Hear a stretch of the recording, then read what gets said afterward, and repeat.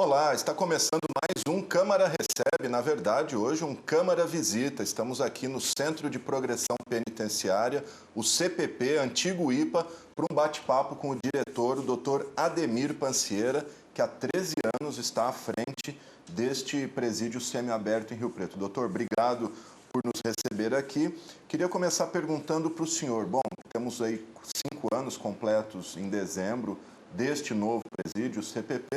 Queria que o senhor fizesse um balanço desde a transferência lá do antigo IPA, se valeu a pena vir para cá, o que mudou nessa situação. Obrigado. Bom, começando a agradecer a presença de vocês, em especial sendo a TV Câmara, que é de uma casa de leis, onde se faz interessante ter essa informação de saber como funciona um presídio, em especial um presídio semiaberto. A mudança, a transferência de local do presídio de IPA para CPP tem pontos positivos e tem pontos negativos. O positivo foi que a gente conseguiu aqui ter um prédio um prédio menor, onde a gente tem um controle maior, né? E consegue ter algumas empresas aqui internas. O que dificulta é a distância, né? E eu também tenho a filosofia de pensar que, se tratando em especial de semiaberto, esse preso está no semiaberto porque o que a sociedade quer, através das nossas leis, é que esse preso seja recuperado, seja reintegrado, ressocializado. Isso só pode acontecer ele fazendo um intercâmbio com a sociedade, com a comunidade. O preso não vai se refazer sozinho. E quando a gente está junto da sociedade, junto da comunidade, dentro da sociedade civil, religiosa, empresarial, então nós vamos ter ferramentas para que a gente possa alcançar o objetivo da lei. Porque não é uma vontade só minha enquanto diretor ou da nossa equipe, mas é um preceito legal. O preso está preso não só para ser castigado, mas para, acima de tudo, para ser recuperado, ressocializado. Então, nesse aspecto, logicamente que eu tinha lá uma população carcerária menor, onde 100% deles tinham trabalho, e aqui eu tenho uma população maior. Ainda não consegui alcançar uma totalidade de serviço para todos. Doutor, aqui foi inaugurado com capacidade para 1.048 presos. Qual a população atualmente do CPP? Hoje a nossa população está em torno de 1.500, né? A verdade de 1.048 foi retificado para 1.079, foram consideradas outras vagas, então a capacidade do presídio em si é 1.079, mas nós estamos sempre em torno de 1.500. Eu diria que, por ser uma realidade de semiaberto, não que seja o ideal, mas não é um problema preocupante, porque o semiaberto ele é mais espaçoso, né? Não é igual um presídio fechado, onde existe a cela. Aqui os alojamentos são coletivos. Então, em que pese nós estarmos com um número maior de presos, todos estão acomodados, estão tendo suas assistências, não estão tendo, assim, grandes dificuldades em razão do número de presos na unidade.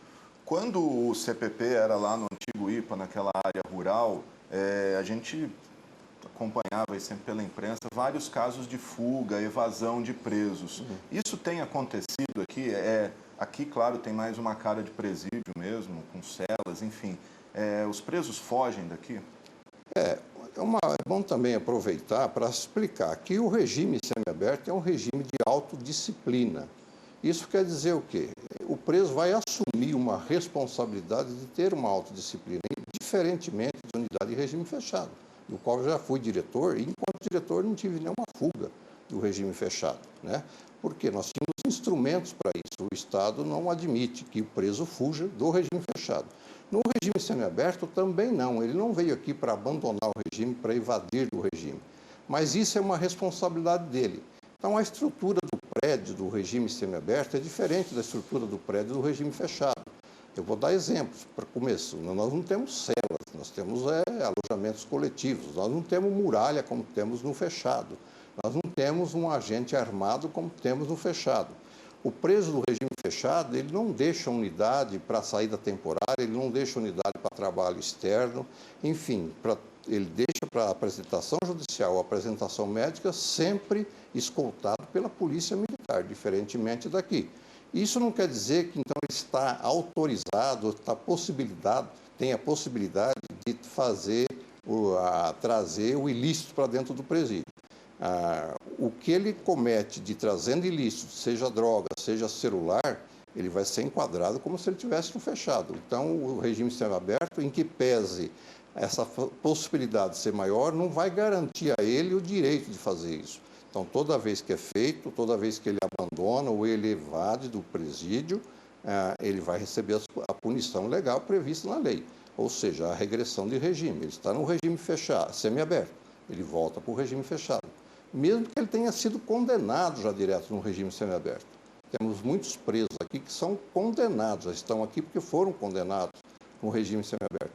Cometendo uma falta grave ou um crime, ele volta para o regime fechado. Ou melhor, ele transforma-se a pena dele de regime semiaberto em regime fechado. Queria que o senhor falasse um pouquinho da rotina dos presos aqui. Como que é? Eles trabalham aqui dentro mesmo? O senhor me dizia que muitos saem, inclusive, para trabalhos em cidades da região. E quais são os trabalhos desenvolvidos aqui dentro? Nós, enquanto presídio, eu sempre falo que isso aqui possa até não parecer presídio, diferente, tem uma cara diferente de um CDP, de uma penitenciária, mas eu sempre falo para eles, inclusive na chegada, num processo de inclusão que a gente faz, inclusive com palestras, comigo, com os diretores, com os psicólogos, assistentes sociais, a gente sempre diz o seguinte para ele: isso daqui pode até não parecer presídio, mas não se iluda, é presídio. A gente preza sempre, em primeiro lugar, pela ordem e disciplina. Eles precisam entender que precisa ter limite. Eu costumo fazer uma reflexão que esse indivíduo lá fora, ele cometeu delito previsto nas nossas leis e por isso ele veio preso. Se ele vem para um lugar onde ele pode fazer da maneira que ele entender, da maneira que ele julgar cabível, então não está servindo de nada a prisão para ele. Então precisa que ele exercite a questão dos direitos, mas dos deveres acima de tudo. Então, em primeiro lugar, a gente preza sempre pela ordem e disciplina. Em cima da ordem e disciplina não é só isso. A gente entra com projetos onde ele é convidado a participar do trabalho, dos estudos, dos cursos profissionalizantes, de ter o direito de professar uma religião. Temos aqui várias igrejas fazendo trabalhos religiosos, temos 12 igrejas fazendo trabalhos religiosos, temos biblioteca, temos, enfim, uma infinidade de projetos onde eles são inseridos e ter dado a possibilidade de eles se reintegrar, de eles repensar a sua vida. Isso a gente tem percebido que tem surtido um efeito muito grande, né? Então, o preso não tem visto mais só a cadeia como um castigo, mas sim como um momento de se refazer, de se reintegrar, de rever seus valores, a questão do relacionamento com a família e outras coisas mais. O senhor acredita que esse modelo é capaz de recuperar os presos? O senhor acompanha esses presos depois que eles deixam, depois que cumpriram sua pena aqui, se reintegram na sociedade, eles são recuperados?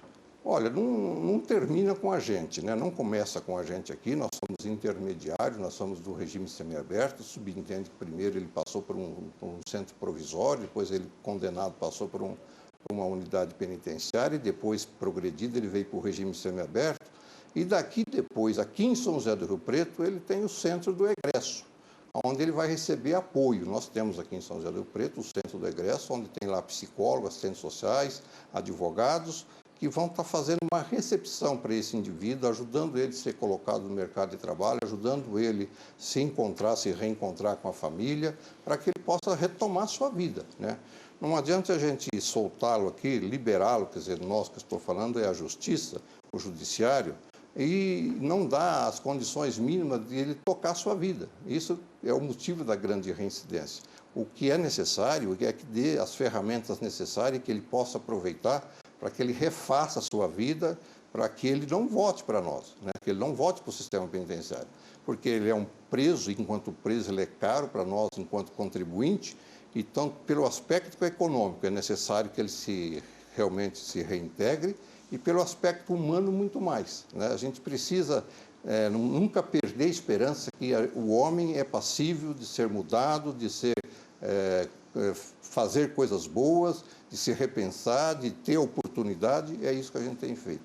As empresas que, porventura, têm interesse em contar com essa mão de obra, como que funciona? Ela paga o salário direto para o preso, ela paga para o Estado repassa? E como proceder? A quem ele deve procurar? Esse empresário que porventura queira contar com esse serviço? Então, todo o trabalho do preso é todo regulamentado a começar pela Lei de Execução Penal, né? A Lei de Execução Penal é a cartilha da execução da pena, depois temos outros instrumentos que regulamentam toda essa questão do trabalho. Então, logicamente que esse trabalho tem que ser um trabalho ressocializador, não pode ser um trabalho de castigo, não pode ter essa visão de, não, você vai trabalhar porque você precisa trabalhar, porque você errou e uma forma de te castigar é fazer você trabalhar. Não, ele tem que ver o trabalho como uma parte importante da vida da pessoa, né? Como é para todos nós enquanto sociedade. Então tem toda uma regulamentação, a empresa contrata, faz um contrato, esse contrato tem as cláusulas onde a gente tem que ser cumprida através dos empresários, através do Estado. O preso ele não recebe diretamente o salário, isso é depositado numa conta que é própria do Estado, onde é depositado esse dinheiro. Esse dinheiro depois é liberado através de critérios, não é assim que ele possa fazer o que ele bem entender do dinheiro, o que ele pode comprar, o que ele não pode comprar, o que ele pode mandar para a família, de que forma que ele manda para a família. Mas a gente vê o trabalho como uma das ferramentas importantíssimas no processo, né? O trabalho por si só ele é ressocializador. Por quê? Porque você tem horário para começar, você tem horário para terminar, você tem que ter uma qualidade desse trabalho. Quer dizer, ninguém trabalha simplesmente por trabalhar, mas trabalha por resultados, né? E ele tem que ser remunerado, ele tem que sentir que o trabalho dele tem valor, né?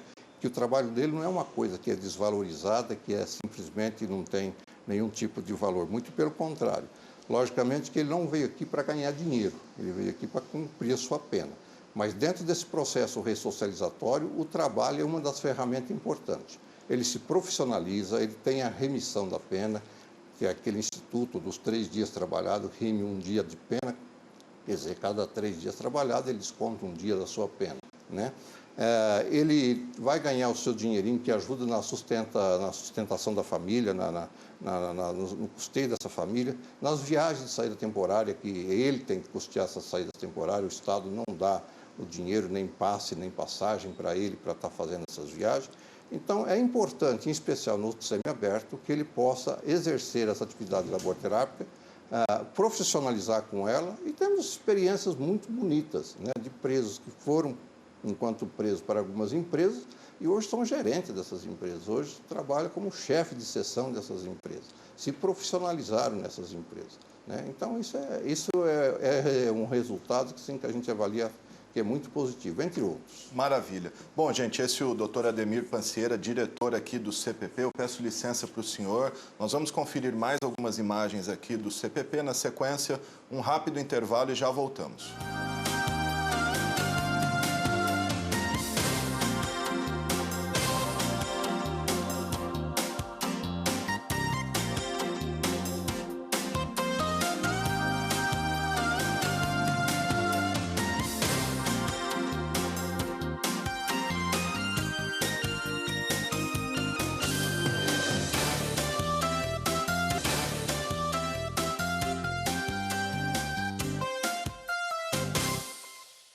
Bom, estamos de volta aqui diretamente do Centro de Progressão Penitenciária para esse bate-papo com o diretor, o doutor Ademir Pancieira. Doutor, no bloco anterior o senhor falava de trabalho de preso que não pode ser forçado. Tramita no Congresso aí uma lei, acho que até uma emenda constitucional, para tornar obrigatório o trabalho do preso, justamente para ele custear as despesas dele enquanto preso.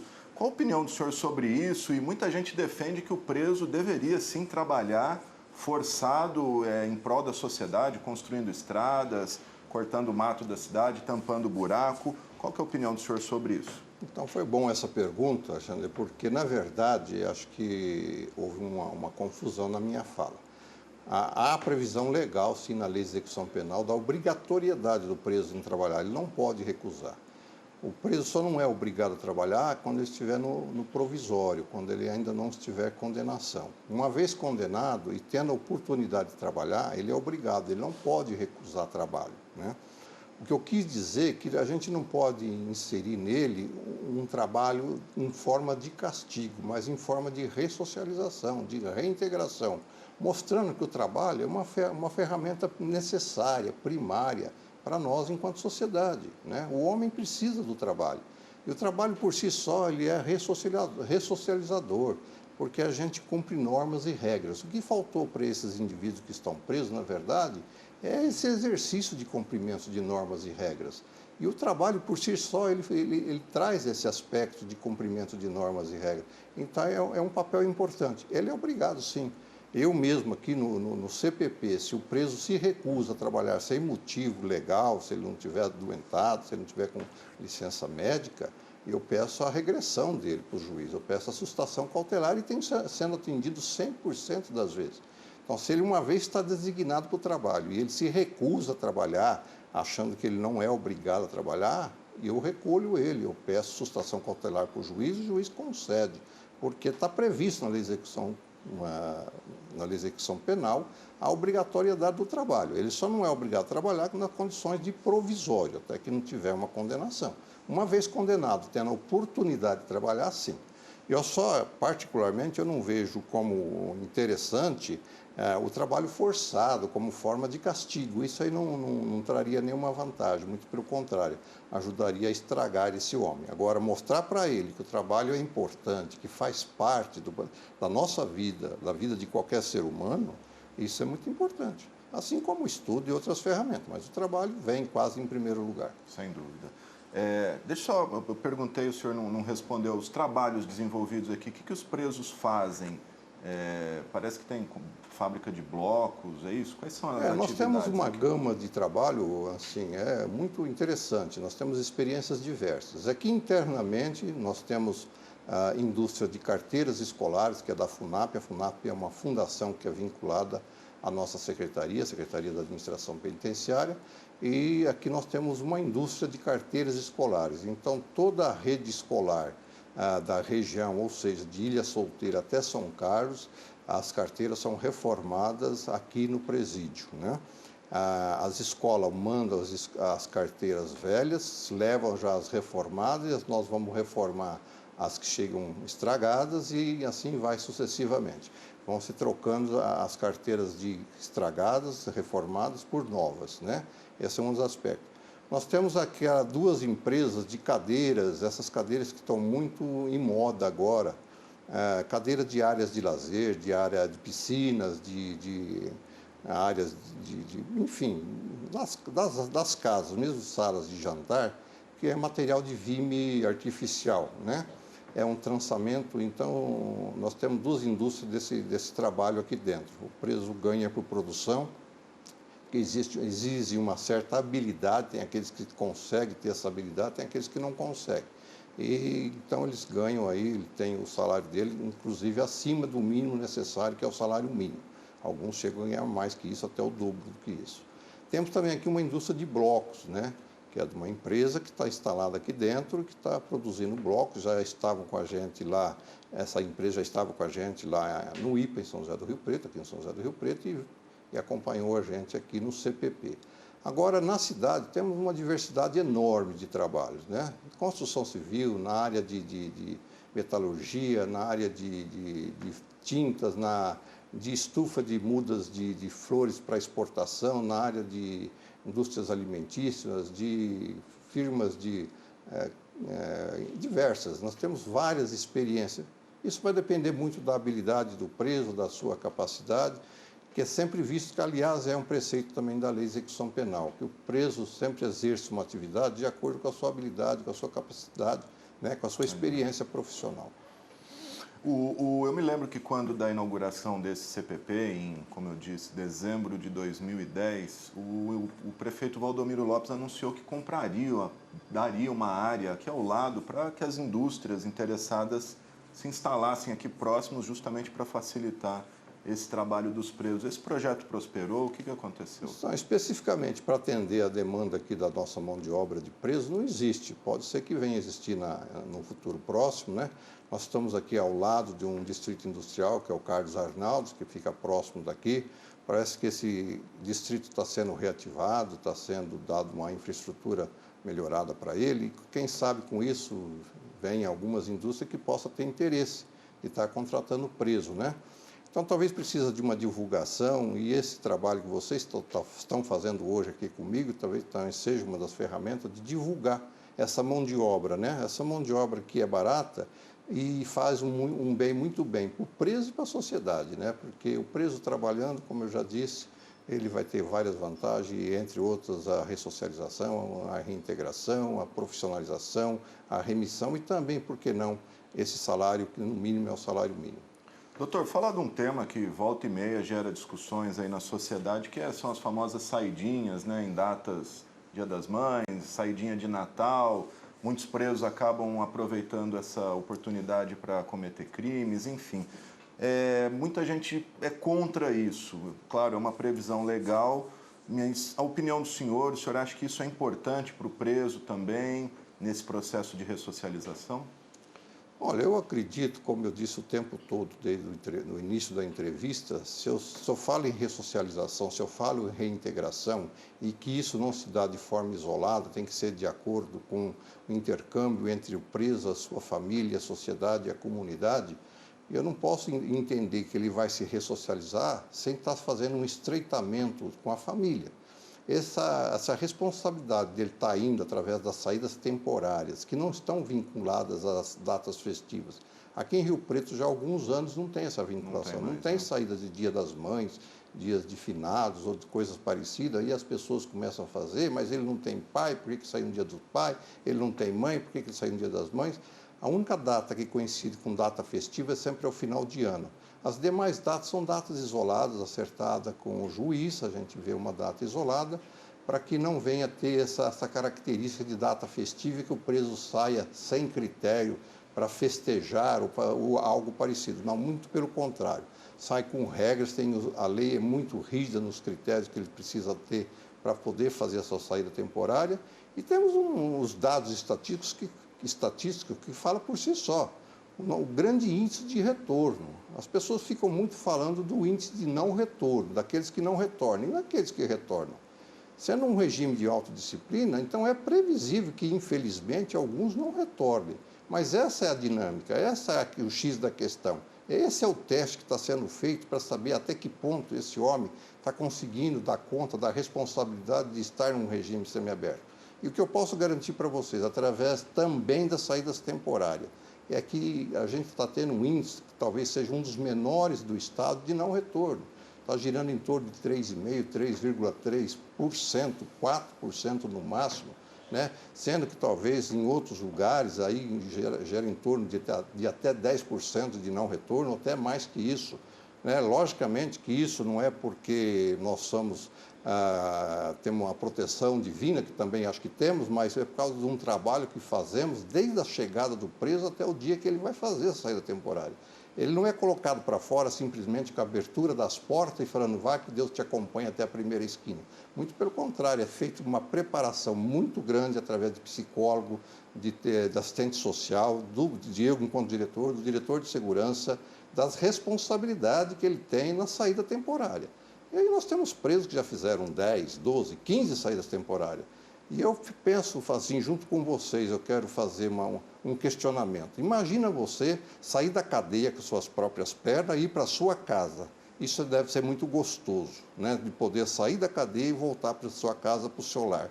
Mas imagina o contrário, ele está lá no seio do seu lar, da sua família, e saber que por suas próprias pernas ele tem que voltar para a cadeia. Não porque um camburão está lá buscando ele, ou que a polícia está lá algemando para trazê-lo de volta, mas porque ele está exercendo essa responsabilidade de estar voltando. Isso tem acontecido em um índice percentual assim, extraordinário, né? Gostaríamos que fosse 100%, mas espera lá, né? A perfeição ainda estamos à busca dela. Legal. Doutor, para a gente concluir rapidamente, o senhor foi o diretor responsável pela inauguração do presídio da penitenciária de Riolândia, o senhor me dizia. Até que ponto é verdade as notícias de que facções criminosas comandam os presídios no estado de São Paulo? Olha, eu, enquanto diretor, só posso dizer que quem comanda os presídios é a Secretaria da Administração, a Força Pública, através da Secretaria de Segurança Pública, através do senhor secretário, dos senhores coordenadores e através dos diretores e funcionários, né? Eu não posso admitir que nós tenhamos administrações paralelas. Pelo menos eu aqui não divido a administração com ninguém. O que me compete é exercido na totalidade pela minha competência legal, daquilo que me compete, né? Então, pode até ser que exista sim, mas eu não reconheço e não quero reconhecer, não me compete aqui, porque aqui dentro da unidade prisional, o comando é da direção do presídio, é da Secretaria da Administração Penitenciária, que em que pese que é o estado com o maior número de presos, com o maior número de presídios, posso dizer que é modelo para o Brasil do sistema penitenciário brasileiro. Ainda é. Tá certo. O senhor me dizia que na segunda-feira recebe um pessoal do governo federal aqui de Brasília para conhecer o modelo do CPP Rio Preto? Isso, houve um interesse do DEPEN, o DEPEN é o Departamento Penitenciário Nacional, é um órgão vinculado ao Ministério da Justiça, e eles trabalham com a política penitenciária. E vem aqui a diretora de políticas penitenciárias do DEPEN, juntamente com outros profissionais lá da diretoria do DEPEN, para conhecer esse modelo de presídio, porque eles estão lá fazendo um modelo de semiaberto, tanto no aspecto de arquitetura como no aspecto de filosofia de trabalho. E eles querem, então, verificar, tirar algumas coisas que possam ser aproveitadas desse modelo, que seria um modelo nacional. Então, segunda-feira estaremos recebendo orgulhosamente essa visita. Tá certo. Doutor Ademir Pancieira, infelizmente o nosso tempo é curto. Muito obrigado pela sua entrevista, por abrir as portas aqui do CPP para a TV Câmara. Agradeço e parabenizo o senhor pelo trabalho. Agradeço você também que nos acompanhou em mais esse Câmara Recebe. Um grande abraço e até a próxima semana.